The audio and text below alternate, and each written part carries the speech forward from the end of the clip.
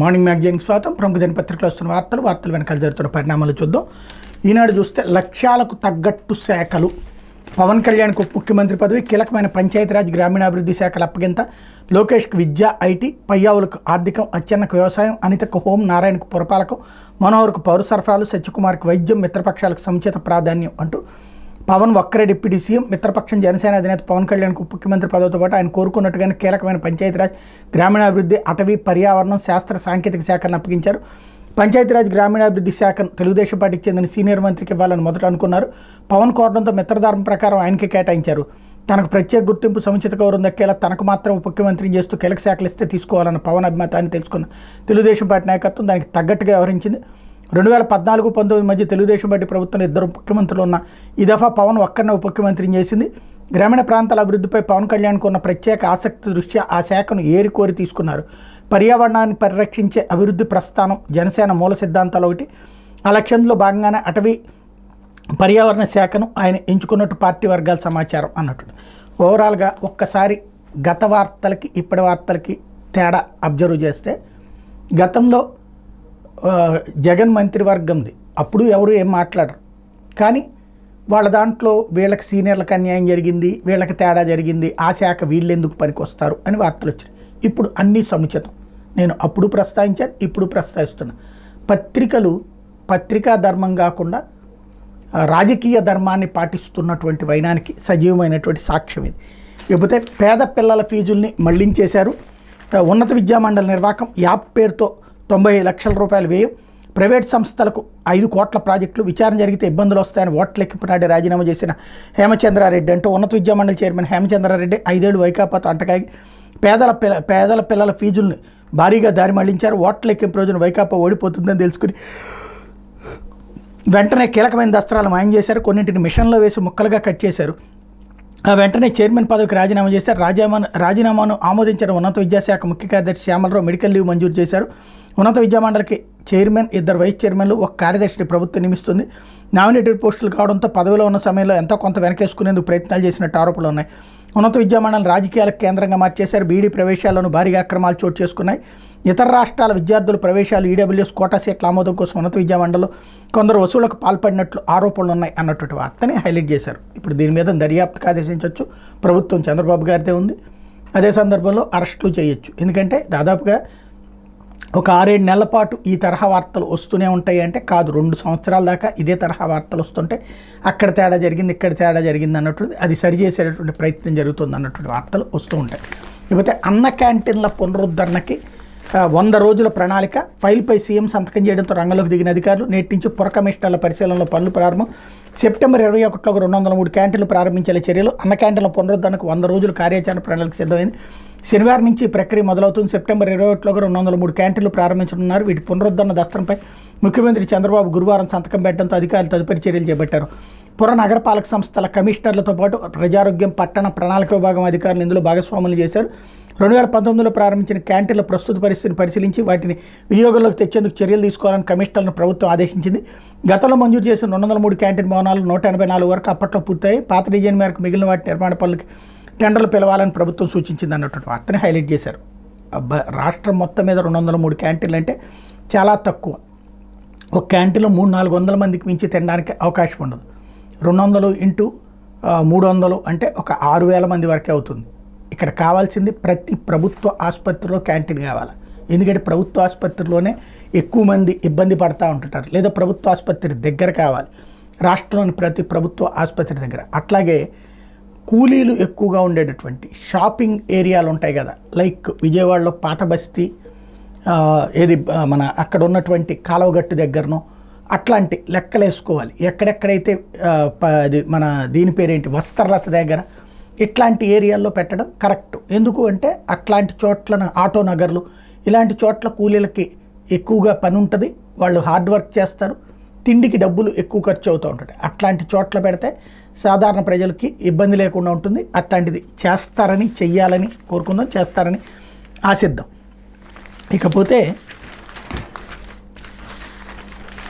దోచుకున్నోళ్ళకి దోచుకున్నంత అంటూ వైకాపా హయాంలో జరిగింది ఇది. 5 ఏళ్లలో పౌర సరఫరాల సంస్థ అప్పులు 40,000 కోట్లకు, కందిపప్పు పామోలివ్ కొనుగోళ్లలో అక్రమాలు, యంత్రాల పేరుతో కోట్లు దుర్వినియోగం, డోర్ డెలివరీ వాహనాల్లో కొన్ని మూలకు అయినా అద్దె చెల్లింపు, విచారణ చేస్తే వాస్తవాలెన్నో వెలుగులోకి అంటూ అంతా మా ఇష్టం అన్నట్టు సాగిన వైకాపా పాలనలో పౌర సరఫరాల సంస్థ కూడా నిర్వీర్యం అయిపోయింది. అడ్డగోలు నిర్ణయాల కారణంగా 5 ఏళ్ల కాలంలో సంస్థ అప్పులు 40,000 కోట్లకు చేరినాయి. సంస్థకు అప్పు పుట్టే మార్గం లేక మార్కెట్ తదితర సంస్థల ద్వారా రుణాలు తీసుకుని సర్దుబాటు చేసుకోవాల్సి వచ్చింది. నిత్యావసరాల సేకరణలో అడ్డగోలు అక్రమాలకు బరితెగించారు.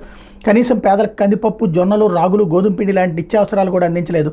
రాష్ట్రంలో 1,47,00,000 రేషన్ కార్డులకు సంబంధించి 4.29 కోట్ల మంది సభ్యుల ఆశలతో ఆటలాడుకున్నారు. రేషన్ బియ్యం కొల్లగొట్టి 100 కోట్లు దోచుకున్నారు. కాకినాడ కేంద్రంగా పెత్తనం చేసి వైకాపాకు చెందిన కొందరు మిల్లర్ల సంఘ నాయకులకు అడ్డగోలు లబ్ధి చేకూర్చారు. ఏళ్ల తరబడి తిష్టవేసిన కొందరు అధికారుల పెత్తనంలో వారు చెప్పిందే విధంగా దస్త్రాలు నడిపిస్తున్నారు. నచ్చని అధికారులు రోజుల వ్యవధిలోనే పోస్టుల నుంచి తప్పించి సాగనంపుతున్నారు అన్నటువంటి వార్తని హైలైట్ చేశారు. లేకపోతే ప్రక్షాళన మొదలైంది. తిరుమల నుంచే శ్రీకారం. తిరుమల తిరుపతి దేవస్థానం ఇన్ఛార్జి ఈవో ధర్మారెడ్డి తొలగింపు, నూతన ఈవోగా శ్యామలరావు నియామకం అంటూ పాలన ప్రక్షాళన తీసుకు కొత్త ప్రభుత్వం చర్యలు ప్రారంభించింది. తిరుమల నుంచే దానికి శ్రీకారం చుట్టింది. ఇంతకాలం తిరుమల తిరుపతి దేవస్థానం ఇన్ఛార్జి ఈవోగా కొనసాగుతూ అనేక ఆరోపణలు ఎదుర్కొన్న ధర్మారెడ్డిని అక్కడి నుంచి పూర్తిగా తప్పించేసింది. ప్రభుత్వ ముఖ్య కార్యదర్శి జె శ్యామలరావుని పూర్తిస్థాయి ఈవోగా నియమించింది. ముక్కుసూటిగా వ్యవహరించడంతో పాటు విధుల పట్ల చిత్తశుద్ధితో ఉంటారు, నిబద్ధతతో పనిచేస్తారని ఆయన గుర్తింపు పొందారు. ప్రస్తుతం ఉన్నత విద్యాశాఖలో పనిచేస్తున్న శ్యామలరావుని తిరుమల తిరుపతి దేవస్థానానికి బదిలీ చేస్తూ రాష్ట్ర ప్రభుత్వ ప్రధాన కార్యదర్శి నీరబ్ కుమార్ ప్రసాద్ శుక్రవారం ఉత్తర్వులు జారీ చేశారు. గతంలో జీఎస్టీ అమల్లోకి వచ్చిన సమయంలో రాష్ట్ర వాణిజ్య పన్నుల శాఖ కమిషనర్గా ఉన్న శ్యామలరావు సాంకేతిక సమస్యలు రాకుండా చూసుకోవడంతో పాటు రాష్ట్రానికి ఆదాయం పెరిగేలా పనిచేసి గుర్తింపు పొందారు. అలాంటి చిత్తశుద్ధి ఉన్న అధికారి తిరుమలలో ఉంటే బాగుంటుందనే ఉద్దేశంతో ప్రభుత్వం ఆయన ఈవోగా నియమించిందని ప్రభుత్వ వర్గాలు తెలిపాయి. ఇన్ఛార్జి ఈవోగా 2 ఏళ్లుగా ధర్మారెడ్డి ఉన్నారన్నటువంటి వార్తని ఇక్కడ హైలైట్ చేశారు. అదే సందర్భంలో సాక్షి వచ్చేటప్పటికి రెడ్ బుక్ రాజ్యాంగం అన్నటువంటి వార్తను రాసింది. రాష్ట్రంలో హోర్డింగ్లకు ఎక్కే లోకేష్ రెడ్ బుక్ బెదిరింపులు, బ్లాక్మెయిల్తో అధికారులు లొంగ తీసుకునే ప్రయత్నం, మరోవైపు రెచ్చిపోతున్న టీడీపీ జనసేన శ్రేణులు, రాష్ట్రమంతటా కొనసాగుతున్న విధ్వంసం, ఆటవిక దాడులు, తమకు ఓటైన వారు వైఎస్ఆర్సీపీ కార్యకర్తల లక్ష్యం, నూతన సీఎంను కలవడానికి వెళ్ళిన అధికారులు అవమానాలు, పనితీరు మదింపు పేరిట అధికారులకు రాజకీయ బ్రాండింగ్, వారంతా గతంలో బాబు హయాంలో పనిచేసిన వారే, గత 5 ఏళ్లుగా కొందరు తీరు అన్యాయంగా ఉందంటూ నిందలు, కక్ష సాధింపులు ఉండవంటూనే కొందరు టార్గెట్గా చంద్రబాబు వ్యాఖ్యలు, ఐఏఎస్ ఐపీఎస్ల ఆత్మస్థైర్యాన్ని దెబ్బతీసేలా ప్రభుత్వ పెద్దల వైఖరి అన్నటువంటి వార్తని హైలైట్ చేశారు. కాకపోతే జగన్ ఓడారు, ఇంకా చావలేదు, ఆయనను చచ్చేదాకా కొట్టాలి, టీడీపీ సీనియర్ నేత అయ్యన్న పాత్రుడు విద్వేష వ్యాఖ్యలు, సోషల్ మీడియాలో వీడియో వైరల్ అంటూ ఏదైతే ఈ కాన్సెప్ట్ నిన్న జరిగినటువంటిది ఏదో ఒక వ్యక్తి వచ్చి మాట్లాడినటువంటి సందర్భంగా జరిగింది. టీడీపీ సీనియర్ నేత మాజీ మంత్రి చింతకాయల అయ్యన్న పాత్రుడికి అసెంబ్లీ స్పీకర్ పదవి ఇవ్వాలని సీఎం చంద్రబాబు నిర్ణయించినట్టు తెలిసింది. పార్టీలో సీనియర్ నాయకుడు అవడంతో పాటు గతంలో పలుమార్లు మంత్రిగా పనిచేసినటువంటి అయ్యన్నకు మంత్రివర్గంలో ఖచ్చితంగా చోటు దక్కుతుందని భావించారు. ఆ తర్వాత ఇట్లా జరిగిందన్నటువంటి వార్తని ఇక్కడ ప్రధానంగా హైలైట్ చేశారు. ఇందులో ప్రధానమైనటువంటి అంశమైతే ఇద్దరు మాట్లాడుకున్నటువంటి అంశాన్ని మళ్ళీ ఈ వార్త లోపల పేజీల్లోకి అని ఇచ్చుకొచ్చారు, కానీ అసలు వార్తను మాత్రం పక్కన పెట్టారు. ఏదైతే జగన్ ఓడాడు అన్నటువంటి దాని మీదన ఎవరో మాట్లాడారు అన్నటువంటి దాంట్లో ఇది ఇక్కడ ప్రధానంగా అయ్యన్న విద్వేష వ్యాఖ్యలు అంటూ జగన్ ఓడిపోయాడు కానీ ఇంకా చావలేదని టీడీపీ సీనియర్ నాయకుడు చింతకాయల అయ్యన్న పాత్రుడు చేసిన విద్వేషపూరిత వ్యాఖ్యల వీడియో తాజాగా సోషల్ మీడియాలో వైరల్గా మారింది. వాడు ఓడిపోయాడు కానీ చావలా, అపారమైన ధనబలం ఉంది, కులబలం ఉంది, పక్కన తెలంగాణ ప్రభుత్వంలో వీడి మనుషులు ఉన్నారు అని ఓ వ్యక్తి అందులో అయ్యన్నతో వ్యాఖ్యాని తీరుపై అయ్యన్న ప్రతిస్పందిస్తూ చచ్చేదాకా కొట్టాలా, ఈయన చెప్పింది కరెక్టే, ఓడిపోయారు కానీ చావలేదు, చాలా మంచి డైలాగ్ ఇది అని పేర్కొన్నారు. ఓడిపోయాడు కానీ చావలేదనే డైలాగ్ తనకు బాగా నచ్చిందంటూ అయ్యన్న వ్యాఖ్యానించారు. పామును చచ్చే వరకు కొట్టాలనే డైలాగును తాను బయట మాట్లాడేటప్పుడే వాడతానంటూ తన నైజాన్ని చాటుకున్నారన్నటువంటి వార్తని ఇక్కడ ప్రధానంగా హైలైట్ చేశారు. లేకపోతే విలువలు విశ్వసనీయతతో ముందడుగు, వైఎస్ఆర్సీపీ పార్లమెంటరీ పార్టీ భేటీలో ఎంపీలకు వైఎస్ జగన్ దిశానిర్దేశం, రాష్ట్రంలో ఇప్పుడు మనం ఎదుర్కొంటున్న పరిస్థితి తాత్కాలికమే, మన పరిపాలన చంద్రబాబు పాలన ప్రజలు బేరీజు వేసి గమనిస్తూనే ఉంటారు, ఖచ్చితంగా మనం తిరిగి ప్రజల విశ్వాసాన్ని పొందగలుగుతామని నమ్మకం, విశ్వాసం ఉన్నాయి, ఈలోగా మనం ధైర్యాన్ని కోల్పోకూడదు, విలువలు విశ్వసనీయతతో ముందడుగు వేద్దామని వైఎస్ఆర్సీపీ ఎంపీలకు పార్టీ అధ్యక్షుడు వైఎస్ జగన్మోహన్ రెడ్డి సూచించారు. శుక్రవారం తాడేపల్లిలోని క్యాంప్ కార్యాలయం నిర్వహించిన వైఎస్ఆర్సీపీ పార్లమెంటరీ పార్టీ సమావేశంలో ఆయన మాట్లాడారు.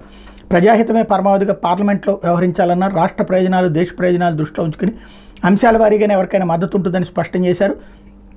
పార్టీ విధి విధానాల ప్రకారం అడుగులు వేస్తూ ప్రజల ఎదుట తలెత్తుకునేలా ఎంపీలు ముందుకు సాగాలని దిశానిర్దేశం చేశారన్నటువంటి వార్తని హైలైట్ చేశారు. ఆ 20 లక్షల ఈవీఎంలు ఏమయ్యాయి, వేసిన ఓటు ఎక్కడికి పోతుందోనని ప్రజల్లో అనుమానం, ఈవీఎంలు గతంలో చంద్రబాబు వ్యతిరేకించినందున వాటి గోల్మాల్పై ఇప్పుడు ఆయన మాట్లాడాలి. ఏపీ ఫలితాల్లోనే కేంద్ర ప్రభుత్వం కొలువుదీరిన పరిస్థితి ఏర్పడింది, ఇదే మంచి అవకాశం, రాష్ట్ర ప్రయోజనాలపై బాబు పోరాడాలి, వైఎస్ఆర్సీపీ పని అయిపోయిందనుకోవద్దు, 11 స్థానాలు వచ్చిన ఆ పార్టీ ఓట్ల శాతం బాగుంది, అసెంబ్లీ వేదికగా పోరాటం కొనసాగించాలి. మాజీ ఎంపీ ఉండవల్లి అరుణ్ కుమార్ స్టేట్మెంట్ని హైలైట్ చేశారు. లేకపోతే యథేచ్ఛగా టీడీపీ దాడులు అంటూ పలు ప్రభుత్వ ఆస్తుల ధ్వంసం, జేసీబీతో జగనన్న లేఅవుట్లో విధ్వంసం, శిలాఫలకాలను పగలగొట్టిన టీడీపీ కార్యకర్తలు, రాష్ట్ర వ్యాప్తంగా కొనసాగిన దాష్టీకాలు అంటూ ఏదైతే జరిగినటువంటి తాజా నిన్న కూడా కొన్ని ఇన్సిడెంట్స్ జరిగినాయి అన్నటువంటి వార్తల్ని హైలైట్ చేసుకొచ్చింది సాక్షి. ఇందులో ప్రధానంగా అనంతపురం జిల్లా రాచానపల్లిలో ఆర్బీకే శిలాఫలకాన్ని పగలగొట్టడం, పొట్టి శ్రీరాములు నెల్లూరు జిల్లా చౌటభీమవరంలో టీడీపీ నాయకుడు రాంబాబు తవ్వేసిన జగనన్న లేఅవుట్, చిత్తూరు జిల్లా అలాకుప్పంలో బీఎంసీ సెంటర్ శిలాఫలకం తొలగించినటువంటి దృశ్యం, టీడీపీ శ్రేణులు దాడిలో పగిలిన నెల్లూరు జిల్లా బోయల చిరివెళ్ల ఆర్బీకే భవనం కిటికీ అద్దాలు, అనంతపురం జిల్లా రాచానపల్లిలో టీడీపీ కార్యకర్తలు తొలగించి బయటపడేసిన వెల్నెస్ సెంటర్ శిలాఫలకం, పల్నాడు జిల్లా చింతల చెరువు టీడీపీ శ్రేణులు పగలగొట్టిన గ్రామ సచివాలయ శిలాఫలకాలు, చిత్తూరు జిల్లా జిఎంఆర్పురంలో ధ్వంసం చేసిన నవరత్నాలు డిజిటల్ లైబ్రరీ శిలాఫలకాలు, అట్లాగే బంధువులు పిలిపించి మరీ కొట్టించారంటూ శ్రీకాంత్ రెడ్డి గాయపడ్డాడు అన్నటువంటి ఉదంతం నంద్యాల దగ్గరది. అదే సందర్భంలో కళ్ళిఫలంలో వైఎస్ఆర్సీపీ కార్యకర్తల మీద టీడీపీ దాడి చేసింది రేపల్లి దగ్గర అన్నటువంటిది. అట్లాగే ముస్లిం మత బోధకుడిని కొట్టి అతని మీదనే కేసు పెట్టారంటూ ఆత్మకూరు రూరల్ నుంచి ఇంకొక వార్త. అలాగే ప్రభుత్వ పాఠశాల ప్రహరీ కూల్చేశారు, ఉపాధ్యాయులు విద్యార్థులు ఆందోళన చేశారు. టీడీపీ ప్రభుత్వం రాగానే కూల్చేస్తామని గతంలోనే హెచ్చరించారు, బాధ్యుల మీద చర్య తీసుకోవాలని తల్లిదండ్రులు డిమాండ్ చేస్తున్నారు అంటుంది. అట్లాగే ఒక మహిళ మీద టీడీపీ నేత దౌర్జన్యం అన్నటువంటి వార్త. మరి మాజీ ఎమ్మెల్యే బొల్లా బ్రహ్మనాయుడు పిఏ మీద టీడీపీ నాయకులు దాడి అన్నటువంటిది. అట్లాగే వైఎస్ఆర్ జిల్లాలో టీడీపీ నేత వీరంగం వైఎస్ఆర్సీపీ నాయకుడు ఆధీనంలో ఉన్న పొలం దున్నివేత, నర్సరీ ధ్వంసం, అలాగే వైఎస్ జగన్ నాటిన మొక్కను విజయవాడ కోర్టు ఆవరణలో ధ్వంసం చేశారు అన్నటువంటి అంశం ఇవన్నిటి హైలైట్ చేసుకొచ్చారు. లేకపోతే టీడీపీ జనసేన కార్యకర్తల కుమ్ములాట అన్నటువంటి వార్తని మరొకటి హైలైట్ చేశారు. సార్వత్రిక ఎన్నికల్లో టీడీపీ జనసేన బీజేపీ కూటమి విజయం సాధించి పట్టుమని 10 రోజులు కూడా కాలేదు. అప్పుడే క్షేత్రస్థాయిలో టీడీపీ జనసేన శ్రేణుల మధ్య ఆధిపత్య పోరు ప్రారంభమైంది. తూర్పుగోదావరి జిల్లా నల్లజర్ల మండలం అవపాడులో గురువారం రాత్రి ఇరువుల గారి మధ్య వాగ్వివాదాలు కుమ్ములాట్లే దీనికి సాక్ష్యంగా నిలుస్తున్నాయి. జనసేన నేత ఆవుపాడు సర్పంచ్గా ఉన్నారు. కూటమి గెలుపొందడంతో ఆయన మట్టి అమ్మకాలకు తెరదీశారు. పోలవరం కాలువ గట్టు మట్టిని టిప్పర్ల ద్వారా తాడేపల్లిగూడెం తరలిస్తున్నారు. దీన్ని టీడీపీ కార్యకర్తలు చెప్పారు.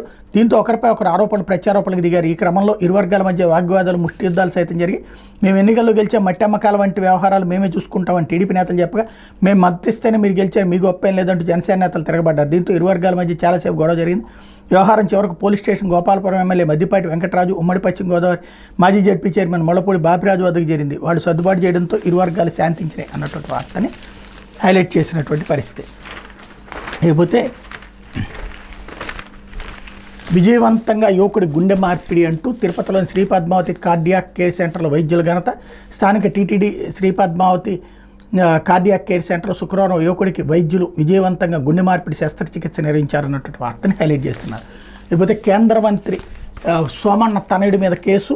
కేంద్ర జలవనరులు రైల్వే శాఖ సహాయ మంత్రి వి సోమన్న కుమారుడు అరుణ్ సోమన్న సహా ముగ్గురు మీద చీటింగ్ కేసు నమోదైంది. ఈవెంట్ మేనేజ్మెంట్ కమిటీని మోసగించి బెదిరింపులకు పాల్పడ్డారని ఆరోపిస్తూ తృప్తి హెగ్డే అనే వ్యక్తి వేసిన ప్రైవేట్ పిటిషన్ మీద బెంగళూరు నగర 37 ACMA కోర్టు విచారణ చేపట్టి కేసు నమోదుకు ఆదేశాలు జారీ చేసింది అన్నట్టు వార్తని హైలైట్ చేశారు. లేకపోతే ఆంధ్రజ్యోతి కోడ్ మాటున కోట్లు కొల్లగొట్టారంటూ గనుల శాఖలో చీకటి దందా. ఎన్నికల సందర్భంలో గనుల సడేమియా, పాత తేదీలతో 280 LOAల జారీ.